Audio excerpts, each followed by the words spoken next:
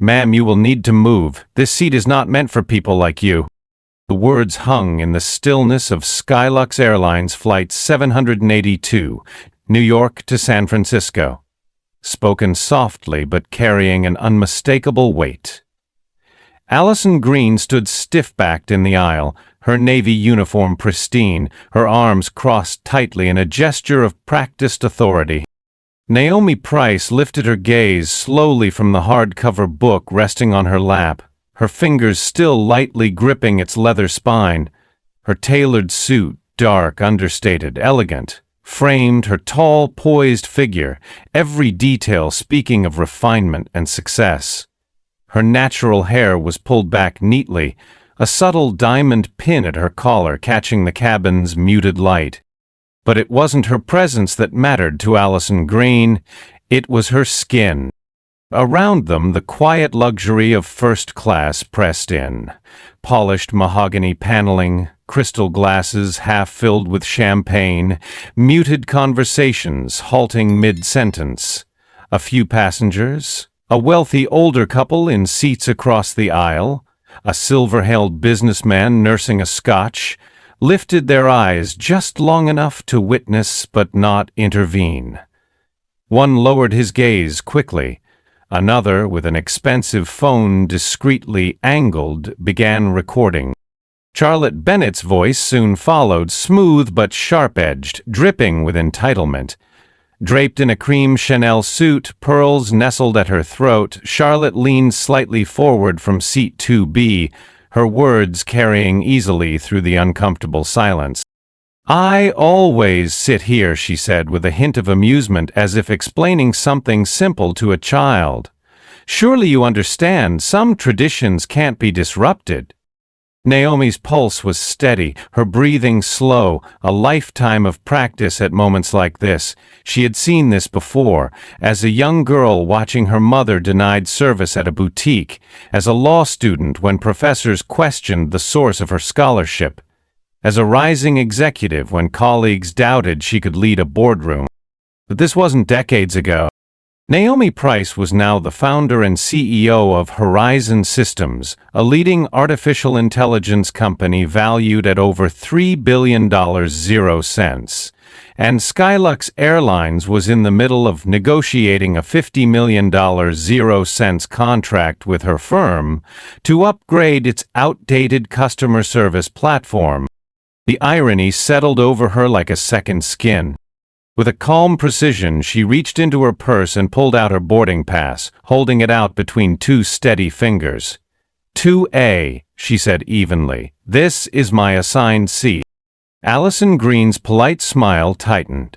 "Mrs. Bennett is one of our most valued passengers. She always sits here. We ask for your cooperation." Mark Sanders appeared beside her, a tall, broad-shouldered man in a crisply pressed supervisor's uniform. His tone was more direct. "Ms. Price, we can offer you another seat, something more appropriate." Naomi felt the words land. More appropriate. Somewhere less visible. Somewhere out of the way. Somewhere she would not belong. Her voice remained soft but absolute. "I will not move." A ripple passed through the cabin, breath held, eyes averted yet watching. Charlotte Bennett gathered her handbag with slow, theatrical grace. "We are delaying the entire flight over this?" Allison gave a small nod toward the jet bridge. Two uniformed security officers appeared. Their pace was unhurried, but their presence undeniable. Naomi inhaled deeply, not with resignation but resolve. She rose smoothly, gathering her bag, every movement deliberate, every gesture controlled. As she stepped into the aisle, she turned not toward the security officers, but to Allison Green, Mark Sanders, and Charlotte Bennett, and to the silent cabin that bore witness but said nothing. "You've just made the gravest mistake of your careers." Her words were soft, almost gentle. But in that moment, even those who watched with indifference felt something shift, a quiet warning that the balance of power was about to change. And so Naomi Price walked calmly down the aisle of Skylux Airlines Flight 782, escorted but unbowed, her dignity intact. Behind her, phones continued recording, and far ahead consequences were already taking shape. Naomi Price stepped onto the cool tile floor of the terminal, her heels tapping a steady rhythm that seemed to echo far louder than their actual sound. She paused just beyond Gate 12, setting down her leather briefcase, the weight of years of earned success carried effortlessly on her slender shoulders. Around her, passengers hurried past, some stealing quiet glances of recognition, others deliberately avoiding her gaze. None spoke, none intervened. But she knew many had watched, and many more would soon see. She slipped her phone from her purse, her fingers steady, her pulse unhurried.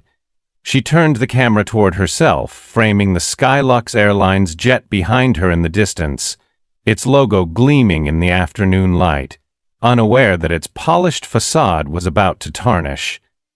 Her voice, when she spoke, was calm, deliberate, with no trace of anger, only a quiet certainty. "My name is Naomi Price," she began. "Today I was removed from Skylux Airlines Flight 7282, despite holding a valid first-class ticket and platinum membership. I was told my seat was not meant for people like me." The simple truth of her words needed no embellishment. The moment was enough. She ended the recording without flourish, just as a soft voice reached her. A young woman, perhaps in her late 20s, approached hesitantly. She wore jeans and a sweatshirt, a tourist's day bag slung awkwardly over one shoulder. Her fingers trembled slightly as she held up her own phone. "I recorded the whole thing," she said quietly, her voice filled with a mixture of hesitation and determination. "From the first moment they asked you to move, until the security came, and I caught something else." Naomi turned to meet the woman's gaze, which carried an earnestness so rare in moments like this. Without a word, the woman opened the video file, rewound carefully, and pressed play. The screen displayed Charlotte Bennett leaning toward Mark Sanders, slipping something discreetly into his palm. A folded bill, exchanged with a quick conspiratorial glance, just seconds before he motioned for security. The evidence was damning, not in its loudness, but in its ordinariness, the ease with which the small transaction had occurred, as if this too was routine. Naomi held the phone gently, her face betraying no reaction, though the betrayal ran deep. The woman's voice dropped to a near whisper. "If you need this, if you need me to testify, I will." Naomi nodded once, her voice low but resolute. "Send this to me. Keep your own copy. Thank you for your courage." As the woman keyed her contact information into Naomi's phone, Naomi's thoughts moved quickly, not toward revenge, but toward precision. This was no longer a personal slight, it was a pattern, a symbol of something broader, deeper, and systemic. She dialed Sophia Walker's direct line. Sophia, her chief operating officer for over a decade, picked up before the second ring. No greeting was needed. The gravity of Naomi's tone was enough. "Activate legal, prepare public response, this must move fast," Naomi instructed, her words clipped but measured. Sophia responded immediately, already in motion, her mind racing ahead to coordinate teams that had trained for moments like this, but had perhaps never imagined one so stark. As she ended the call, Naomi's gaze drifted back toward the jet bridge, where passengers still boarded, their glances fleeting and cautious. None of them would know what had just begun, but soon, everyone would. She took one last slow breath, her posture straight, her presence unshaken. The fight ahead would not be loud or crude. It would be deliberate, public, and irreversible. Even as the boarding door closed behind her, Naomi Price was already preparing the first strike. Not in anger, but in principle. The balance of power had shifted, and she would ensure it would never shift back again. In the quiet corner of the Skylux private lounge, Naomi Price sat in a leather armchair near the floor-to-ceiling windows, the runway stretching endlessly beyond the glass. Her fingers moved with careful precision across her tablet, reviewing information even as the weight of the moment settled fully into her chest. But she didn't allow anger to dictate her next steps. Anger was fleeting. What was needed now was resolve, clarity, and strategy. Within minutes, Sophia Walker arrived, her dark suit impeccable despite the rush, her phone pressed to one ear while she cradled a laptop in her free hand. She nodded briefly toward Naomi before sitting opposite her, lowering her voice into the phone. Legal team is assembled. Communications has drafted preliminary statements. Social media alerts indicate at least 5 passenger videos are already circulating, all corroborating the discrimination. Her eyes met Naomi's briefly, conveying more than words. The world was already watching. Naomi offered a single nod. She wasn't surprised.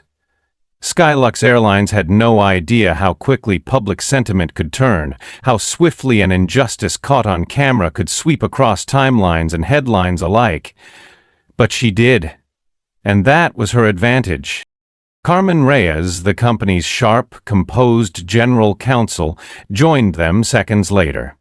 She carried a leather folio filled with printouts. No small talk, no pleasantries. Carmen sat, flipped open her file, and began her report. Initial legal review confirms clear violations: racial discrimination, denial of contractual service, bribery. Serious enough to trigger not just civil litigation but potential regulatory scrutiny. Naomi listened silently, her face betraying no hint of satisfaction. This was not about winning a personal victory. It was about holding an entire system accountable, forcing change where polite meetings and negotiated contracts had failed. Sophia's phone vibrated with new alerts. She glanced at the screen, her expression tightening. #Justice for Naomi is trending. View count on primary passenger video is over 1 million and climbing fast. Naomi's eyes remained on the tablet in her hands. She scrolled past headlines already forming. Black CEO removed from first-class seat. Airline faces allegations of bias. Passenger records shocking confrontation. But her mind was moving faster still, past the outrage, past the headlines, to the boardroom where the real reckoning would occur. "We call an emergency meeting with Skylux Executive Board," Naomi said, her voice measured and even. "Today." Sophia nodded crisply, already drafting the email that would summon them. Carmen closed her folio and added quietly, "We have leverage. Not just the videos and the law, but the contract Skylux has been courting for 6 months. A $50 million 0-cents deal." Naomi's gaze was steady, her voice low and clear. "That contract is suspended, effective immediately. Notify them, make it formal." Outside the lounge window, she could still see the Skylux jet on which this entire ordeal had begun, its logo glinting in the sunlight, as if it were any other day, any other flight. But today was no longer ordinary. The clock had started ticking. And Skylux leaders would soon understand that power did not reside in their traditions, their uniforms, or their polished smiles. It reside with the woman they had just humiliated. Unders her dollhood, and she was done asking to belong. At precisely 1:15 p.m., Naomi Price walked into the boardroom at Skylux Airlines' Manhattan headquarters. The space was designed to impress. Polished walnut table, walls of glass, and an air of restrained opulence that spoke of old money and long-held power. But this afternoon that power felt brittle, a facade on the verge of fracture. Behind Naomi followed Sophia Walker, her trusted COO, and Carmen Reyes, general counsel, both carrying slim leather folders and wearing expressions of cool focus. No words passed between them. The gravity of this meeting required none. At the far end of the table sat Edward Brooks, Skylux's CEO. His posture strained, as if he had already borne the weight of too many phone calls that morning. Beside him sat the CFO, legal officers, senior board members, faces pale with unease. Along the walls, PR consultants and corporate counsel hovered anxiously, their notebooks filled with talking points that already felt obsolete. At the center of it all, on the far wall's oversized screen, a frozen image dominated the room. Allison Green standing over Naomi in seat 2A, Mark Sanders leaning in, Charlotte Bennett looking on with thinly veiled contempt. That image had already been broadcast to millions, dissected by pundits, condemned by activists, and shared by ordinary travelers who saw in it something they recognized too well. Edward Brooks rose, his voice tight but practiced. "Ms. Price, thank you for meeting so quickly. Let me begin by expressing our deepest—" Naomi raised a hand gently, cutting him off without malice but with complete finality. "Mr. Brooks, I am not here for apologies," she said, her voice calm, even, and slow. "I'm here to address facts." Without breaking stride, she moved to the center of the table, placing her tablet down. Sophia connected it wirelessly to the large screen, replacing the frozen video frame with a stark title slide.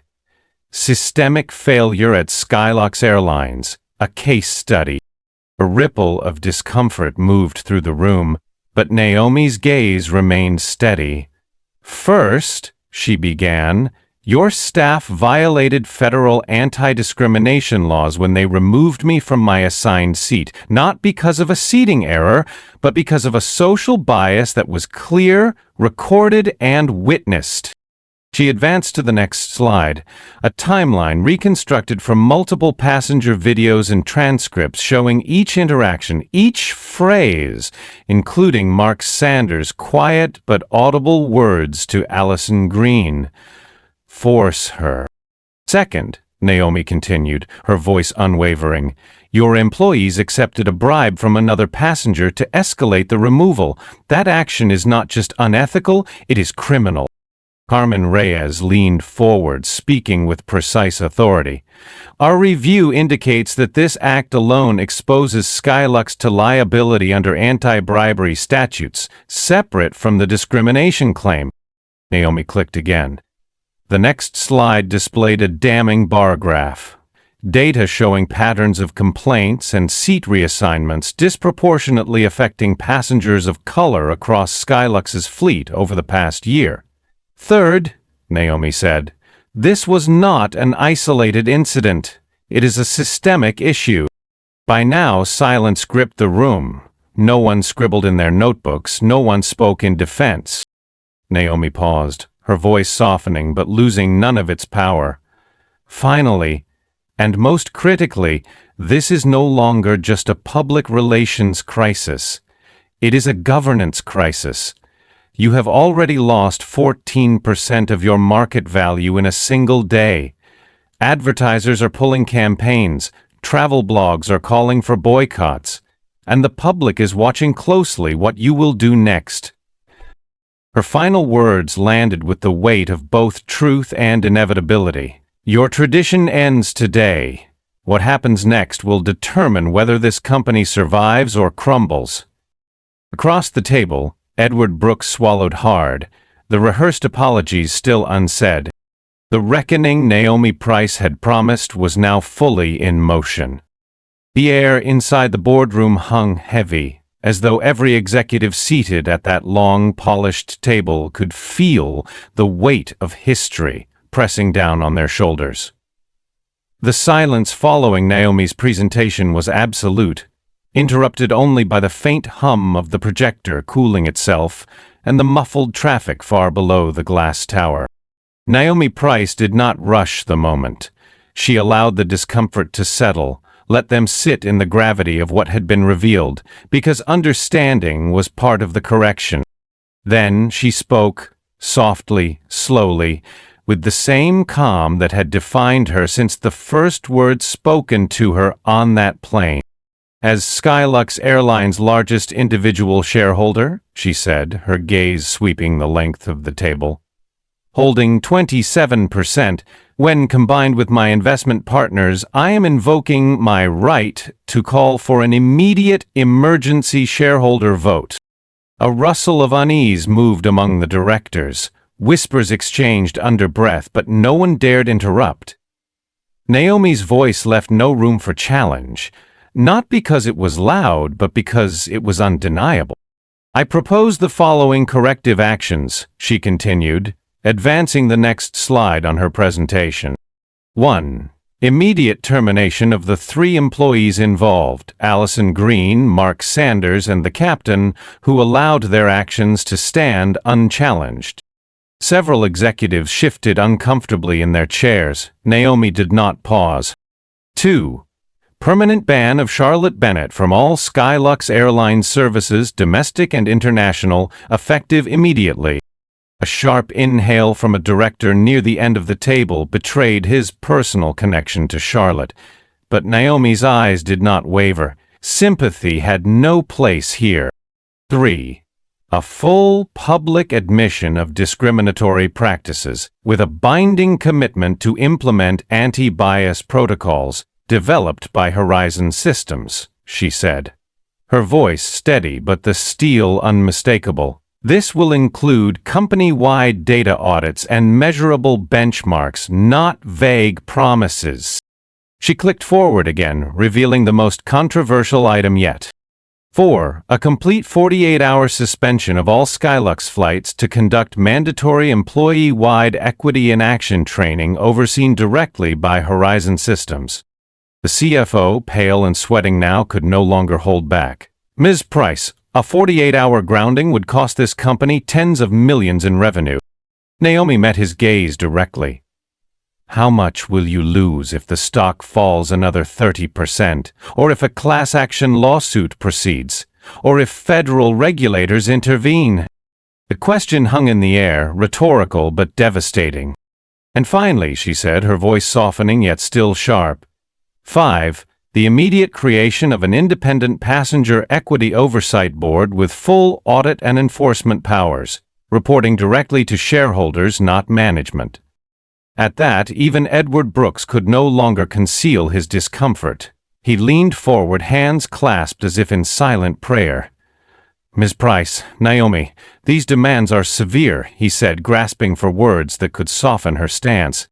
Naomi's reply came immediately, quietly, and with complete certainty. "No, Mr. Brooks, the severity came from your employees' actions, not my response." The boardroom froze again, but this time the atmosphere had shifted.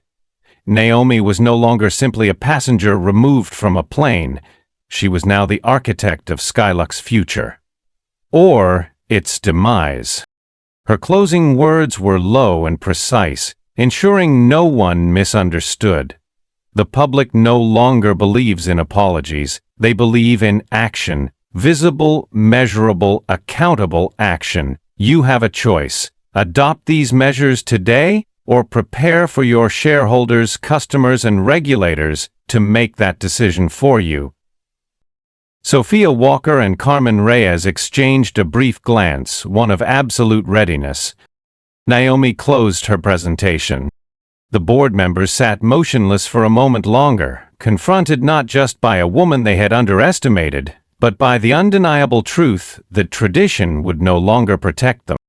At dawn, 2 days later, every Skylux Airlines flight remained grounded. Not because of weather nor technical failure, but by a decision written into history. For the first time in its decades-long operation, Skylux planes sat idle across airports nationwide, their gleaming fuselages reflecting morning light and quiet scrutiny. Inside the Skylux Training Center in New York, employees filed in, pilots, flight attendants, ground crew, corporate managers, each wearing the uniform of their role but not yet prepared for the reckoning that awaited them. Some wore anxious expressions, others skepticism written plainly across their faces, arms crossed, eyes narrowed as they settled into rows of chairs. A few, though, appeared quietly relieved, as if this pause, this forced confrontation, was long overdue. At the front of the vast conference hall stood Naomi Price. Not elevated above them, not behind a podium, but at their level, eye to eye with every employee who entered the room. She wore no airline badge, no executive nameplate, only a simple dark suit and a steady, unflinching gaze. When she spoke, her voice was measured but resonant, not seeking applause or approval, but demanding attention through its quiet certainty. "Let's be clear about why we are here," Naomi began. "This is not about punishing 3 people. This is about understanding how a culture of silence, bias, and complicity allowed injustice to happen. Not just to me, but to countless passengers over the years, many of whom you will never know by name." Her words hung in the air, met by silence, but also by a few lowered heads and averted eyes. "What happened to me," she continued, "happens every day to people without cameras, without followers, without the power to summon a board meeting. The difference this time is that you underestimated the wrong passenger." There was no anger in her tone, only truth, the kind of truth that left no room for denial. Then the training began. The first module, developed by Horizon Systems' behavioral psychology team, immersed employees in virtual reality scenarios recreated from real complaints and hidden transcripts. The simulations placed employees in the position of passengers judged by skin color, accent, clothing, or perceived status. They experienced being ignored at a check-in counter, passed over for upgrades, questioned when no one else was, or moved somewhere more appropriate despite having paid the same fare. Many participants sat stiffly at first, arms still crossed, but as the scenarios unfolded, as they heard the voices and felt the frustration in every interaction, their postures softened. Some wept openly. Others sat quietly, their faces pale, as they processed what had been normalized as procedure. Halfway through the day, a young flight attendant, Angela Moore, rose hesitantly during a discussion break. Her voice trembled slightly but grew stronger as she spoke. "I worked the rear cabin during that flight," she said. "I didn't know exactly what was happening up front, but I've seen things like this before. I never spoke up. I was afraid." Naomi turned toward Angela, nodding once with respect. "That's exactly why this program matters. Not because you caused it, but because you felt silenced. From this day forward, your silence will never be demanded, and it will never be rewarded. Skylux will protect those who stand for fairness, not punish them." The room shifted then, a subtle but profound change as dozens of employees who had never felt empowered to question a colleague or manager suddenly understood they were not alone. In the afternoon, the next module introduced the Passenger Equity Assurance Protocol. Every complaint would now be reviewed with independent oversight, patterns of bias identified and addressed swiftly, and employees encouraged, and expected, to intervene when discrimination was observed. It was no longer a slogan, it was policy. A measurable, enforceable commitment written into Skylux's operations, woven into every future flight. And as Naomi watched from the back of the room that evening, as employees lingered long after the session ended, talking in hushed, thoughtful tones, she knew this was only the beginning. But it was a beginning. And this time, the culture was changing not because of corporate image or financial pressure alone, but because a truth had been faced, named, and made impossible to ignore ever again. By the third day of the grounding, Skylux Airlines was no longer the same company that had once quietly enforced invisible hierarchies at 30,000 feet, but the reckoning was not yet complete. In a plain, windowless conference room on the 12th floor of Skylux's corporate headquarters, 3 individuals sat in silence at a long oak table. No audience applauded them today. No passengers deferred to their authority. The uniforms that once conferred power now felt like costumes, hollow reminders of status stripped away. Allison Green sat stiffly at one end, her polished exterior fraying at the edges, mascara smudged at the corner of one eye. Mark Sanders sat beside her, shoulders hunched, eyes fixed downward at his folded hands. Charlotte Bennett, immaculate as ever in an ivory silk blouse and a strand of pearls, clutched her handbag like a lifeline, her fingers tightening around the leather handle with each passing minute. Across from them sat Skylux's Human Resources Director, flanked by two corporate counsel and a pair of uniformed security officers standing discreetly at attention, a quiet but unmistakable reminder that this meeting would not end in negotiation.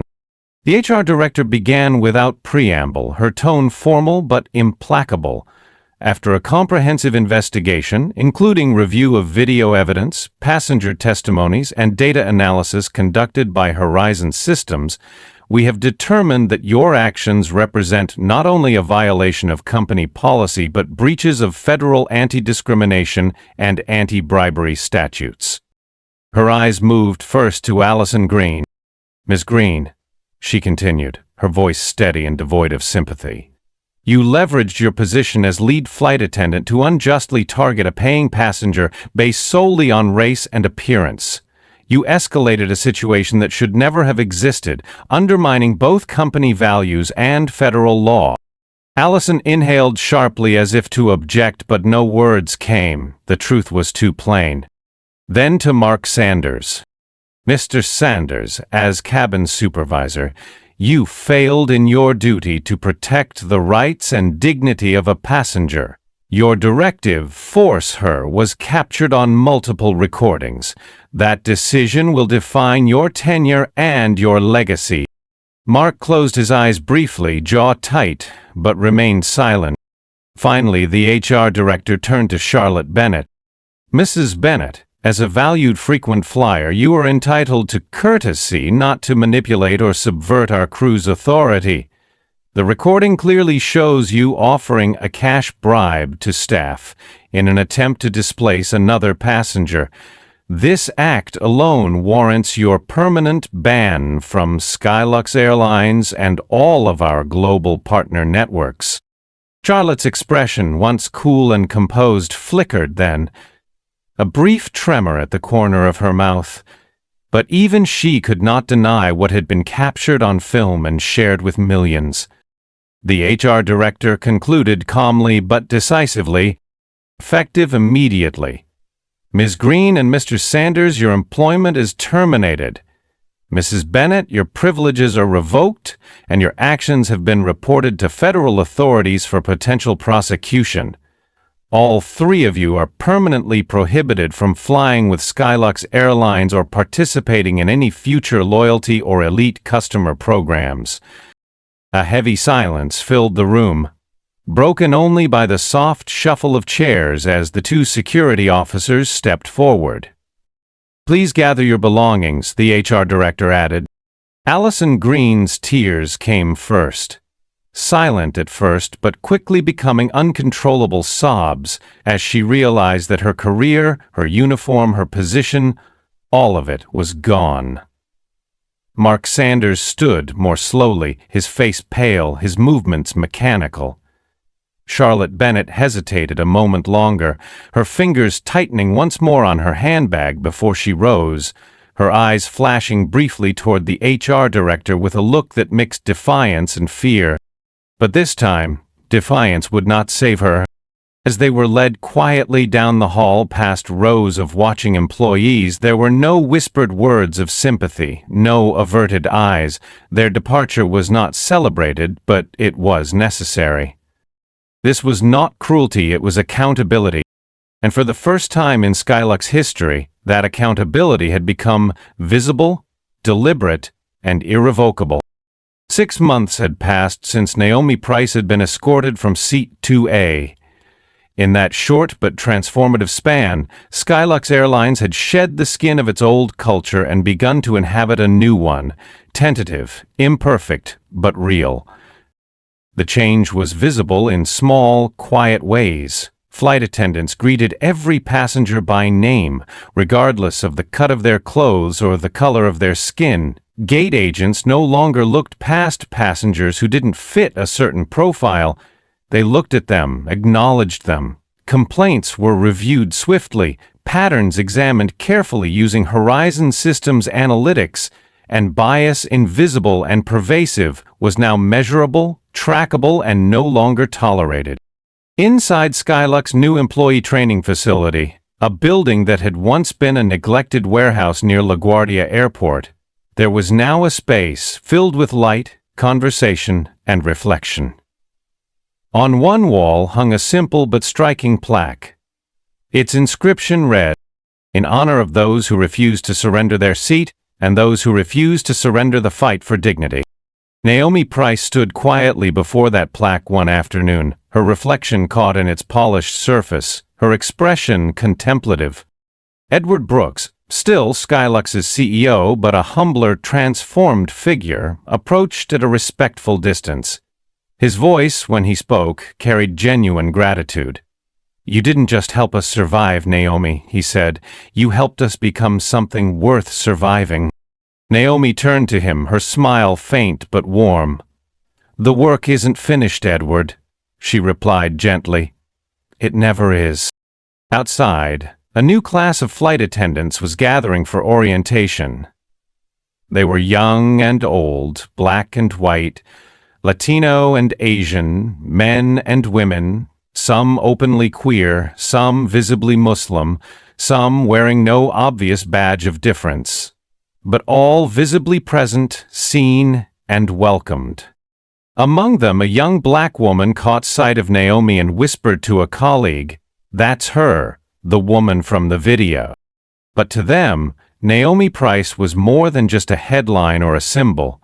She was proof that standing up mattered, that one refusal to surrender a seat could ripple outward into lasting institutional change. And in the weeks that followed, stories began to circulate on social media, not stories of humiliation or exclusion, but small, affirming moments. A gate agent assisting an elderly Latino passenger without judgment. A supervisor stepping in when a Muslim woman was questioned unnecessarily. An entire flight where passengers of every background felt seen, respected, and treated with care. The cultural shift was not perfect, but it was present, and that mattered. Late one evening, Naomi prepared to board a flight from San Francisco back to Atlanta. As she approached the gate, the agent smiled genuinely, checking her boarding pass without hesitation. "Welcome back, Ms. Price," the agent said, sincerity in her voice. "Your seat is ready for you, 2A." Naomi nodded, quietly accepting the gesture not as privilege but as respect. And as she settled into that seat once again, this time unchallenged, unremarkable, she gazed out at the fading light beyond the tarmac. The journey was far from over. Bias would not vanish overnight, nor would the systems that once upheld it dissolve easily. But something profound had begun. In that quiet moment before takeoff, Naomi reflected not on the fight, but on the future. Dignity, she understood, was not granted by corporations or systems. It was claimed, lived, and defended every day, in boardrooms, in training centers, and in seat 2A. And sometimes, the long road toward justice begins not with a speech, but with a quiet, simple refusal to move. If this story moved you, show your support by hitting the like button, sharing your thoughts below, and subscribing for more stories that inspire reflection and action. Together we can keep these conversations flying high.